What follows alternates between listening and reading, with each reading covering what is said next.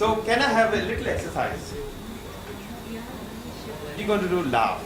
This is what we do when you finish your yoga, end yoga with 3 laugh. Loud laugh. Can we have a laughing? Assuming that nobody is watching you. Please. Okay, 1, 2, 3.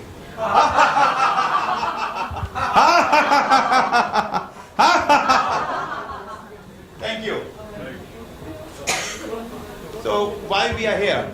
To learn some strategies to manage our stakeholders. And stakeholders can be anybody. So he has given very good introduction about me. So I started my career with sales Limited in Durgapur in '94, and soon I went to Australia, and then I worked with many companies, including EDS, HP, CSC, and many more. And I started a company called We Care Project Management. So people used to ask me, what do you do?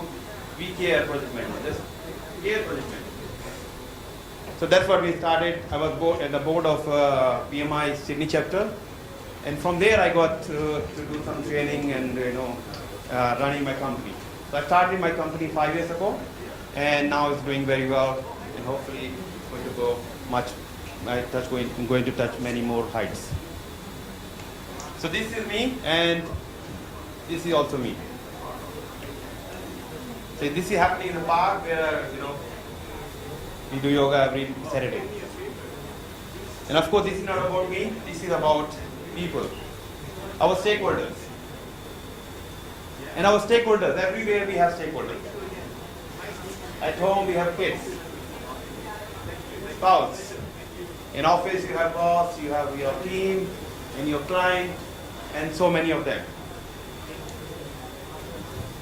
So this is my typical Saturday morning in the park. You can see how beautiful this is in Sydney. And I started with 5 or 7 people. Now it's up to 50, 60 people coming from almost every part of the Sydney. So again, this is not about UP yoga. This is about strategies for effective stakeholder engagement. So what is stakeholder? What is stakeholder engagement? Do you feel something like this? How happy your stakeholders are? Anybody? Are you engaging with your stakeholder effectively? Or there is room for improvement? Always. So sometimes we feel confused, unsure, doubtful, because we are not connected with them. You can try with your kids. How connected you are with them.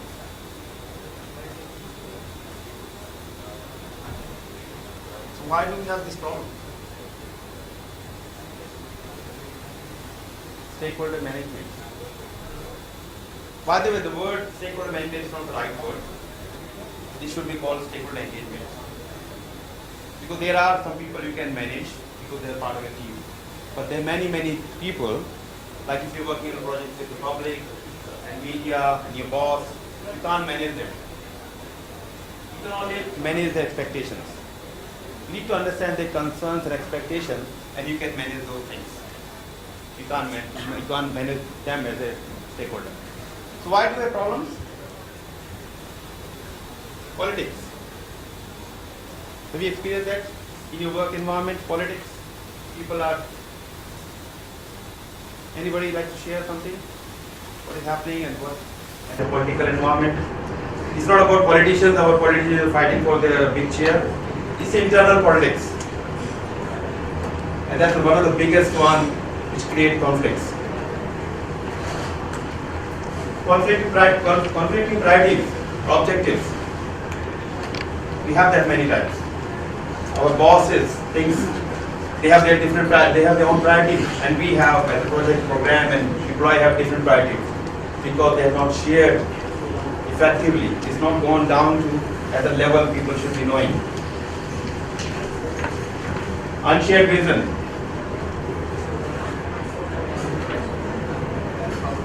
They have great ideas.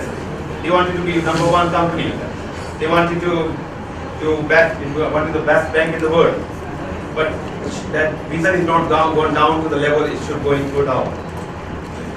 And human communication, of course, is one of the. Any other examples you have? Anything you can think of which can create conflicts or difficulty in managing stakeholders? Anybody? Mostly we all resist change. There is Yeah. a resistance in every change that all of us say. I mean, don't say no, but we don't even say yes. I mean, that's most dangerous one part for me. Exactly. Especially when you're bringing a change into the environment, you're changing a process itself. Have you heard of a rule called 20-60-20? Have you heard of that? 20-60-20? When you're doing a change, when you're bringing a change in an organization, there are always 20% people ready for the change. They always some percentage, around 20%.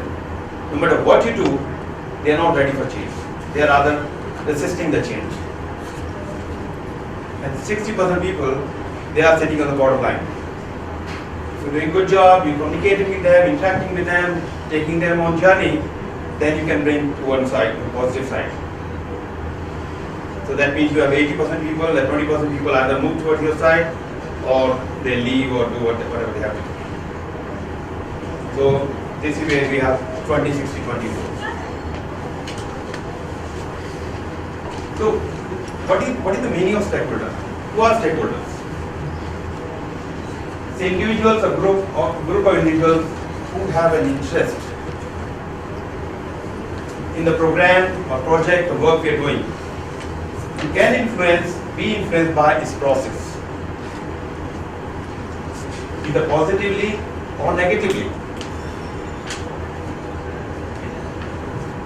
May affect or be affected by or perceive itself be affected by. Some people perceive that, oh, it's going to impact me. Maybe because of lack of communication. And that's another bad, it's not a good thing for you as an organization. Can be internal, can be external to the organization. Play a critical role in the success of the program. They are really important. So need to know each and every person in anybody who practices positive activity by a project, you need to know about them.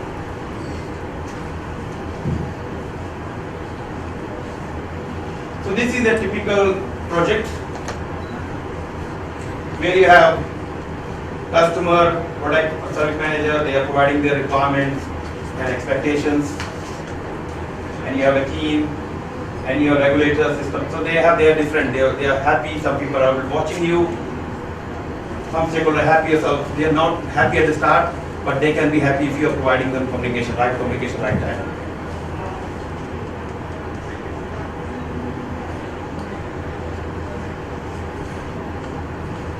So what is stakeholder engagement? Any idea?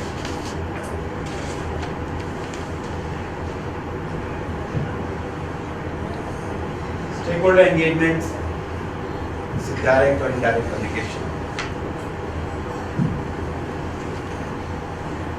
Can include negotiation of objectives.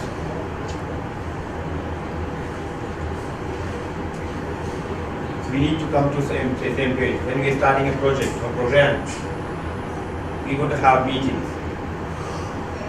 Somebody gave you a few $1 million to run a project.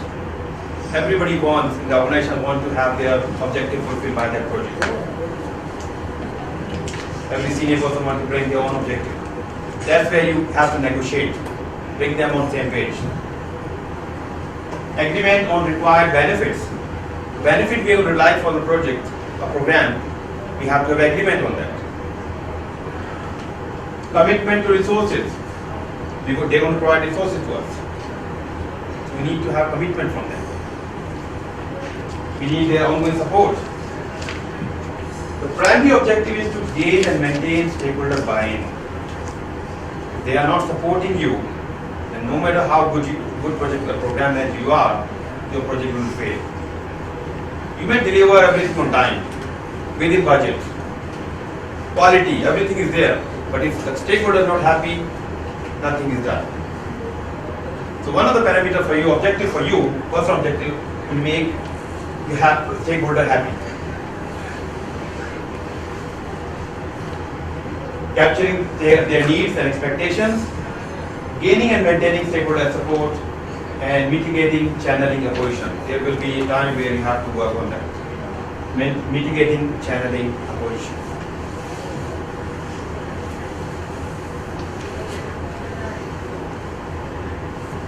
So, what is the process? What do we do? How are we going to make sure that we are identifying the stakeholders, understanding their needs, and fulfilling their needs? The most important thing is identify stakeholders as soon as possible. That can be part of project, it can be part of your HR role, whatever you're doing. You need to understand who are your stakeholders. Capture them in a matrix or in an Excel spreadsheet. And I will show you what I mean by spreadsheet. You need to understand their needs, communication needs, documentation needs. So time to time we have to provide them reports. In what format? What frequency? And analyze, influence, interest, power, and stakeholders. We need to understand how influential they are, how much power they have, whether they are interested in the work you're doing. And we can create a plan so that we have strategies to work with them. Manage stakeholder expectations, take action, communicate, provide the communication, reports, and emails on right time at expected frequency, right format. Review and amend and repeat and then continue. This is a continuous process throughout your project, program, whatever you do. Experience and expert judgment, your own experience, your team's experience. Brainstorming session, you get the stakeholder, people in room, talk to them. Historical information, individual interviews, focus group, questionnaires and surveys, and experience, people who have worked with them previously. The most important nowadays is social media, LinkedIn, Facebook. Before you interview somebody or you're going for interview, I'm sure you're doing this, looking into LinkedIn, who I'm going to meet, what kind of person he or she is. You look in the testimonies. All those good things going to help you to work with that person or during the interview. I'll tell you my example. This is the interview with Telstra. It's a telecom company, and I'm going there for Agile project manager role. Previously, I have done some work in Agile, but I was not feeling confident. I was sitting there for interview, and my interviewer actually realized that I'm not fully open. I was scared and nervous and all those feelings. And these were not my normal feelings. What he did, he gone through my resume, saw a word yoga. The moment he started talking about yoga, my energy level was different. Now, once I start talking about yoga and after that, whatever question he was asking, I was full of energy. So what you have to look into your resume, not only about technical skills, project management, program management, all the languages, but also their hobbies, their achievements, and what make them happy. That can be your icebreaker to start with. And once the person is on the same page, then your discussion will be different. Again, it depends the type of interview you have, whether you want you're looking for the person to accept in the organization, or you're trying to reject the person. If you trying to bring the person on board, that's the strategy you can apply. Look for his qualities which can add value to your organization.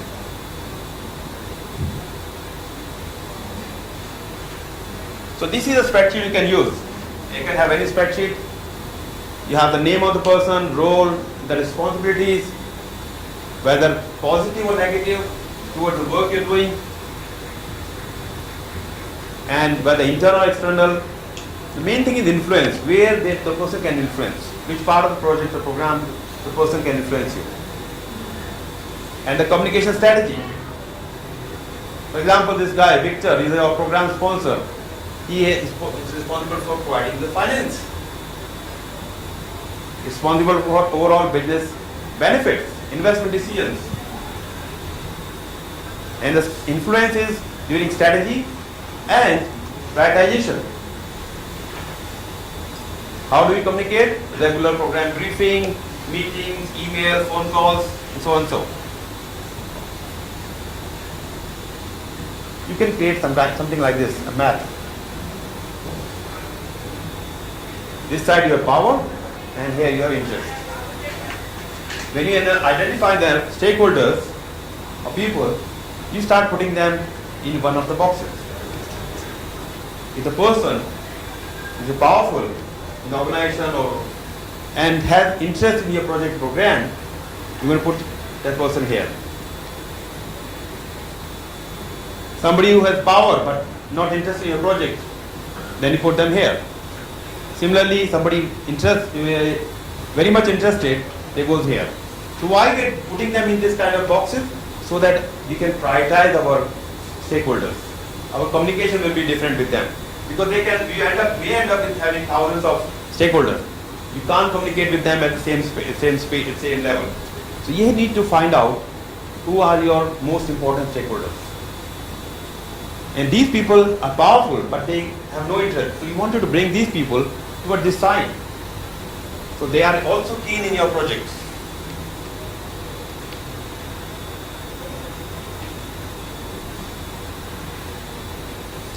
So some of the strategies which can help you.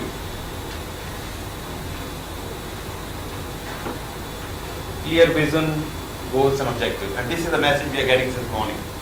We have to have clear vision and goals and objectives. If we are not clear by ourselves, how are we going to make everybody know that what we want to achieve? For example, you want to start a company and you have a great idea. You go and talk to your wife. If you are not very clear in your mind, you try to explain. She said, "Rubbish, I don't like this idea," because you're not able to explain. You have to have a clear idea. That's where you can explain other people. Demonstrate what is in for me. Many times we are thinking about ourselves. We have to think about our audience, about people, why they are here in the training class, what they want to achieve from this. Build trust. It's really important to build trust with your stakeholders.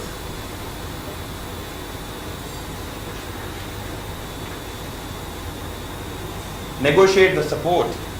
We have to do that time to time. Generate and maintain visibility.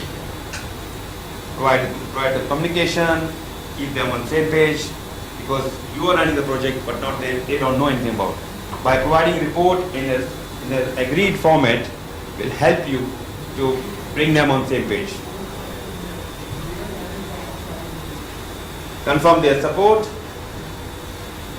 Define and maintain communication. Develop and foster relationship. So this is another important thing. You have to have relationship and maintain it. Because time to time when you're running a 6 months or 1 year project, your relationship goes down. Their expectation goes down. So you have to bring them. You may have to go outside of your office or and maybe having a team building exercise.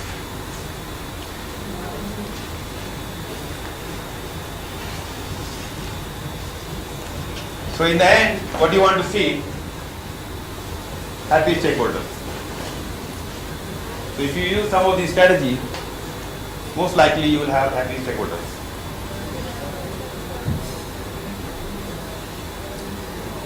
So any questions?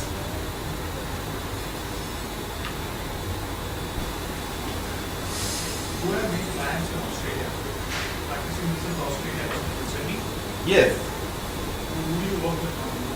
So we have clients like Telstra, the telecom company, and we also have clients in India as well, Tata Communication. You have a telecom background. Not, yeah, I mean, it just happened to be telecom, but there are other clients as well. Basically, you are providing training to them. Training, yes, project program and portfolio management training, and also consultancy services. Consultancy. Like PMO, setting up PMO for them. Because one of the clients we have is Airbus helicopters. So they have a situation where they have to wait for 5 years to start a project. They have to clear 26 gates before they get approval. So part of this engagement, we have done, created. Which company? Where you are studying? This is defense company, Australian Defense. They specialize in helicopters. So from 26 gates, now we are bringing down to 5 approval gates.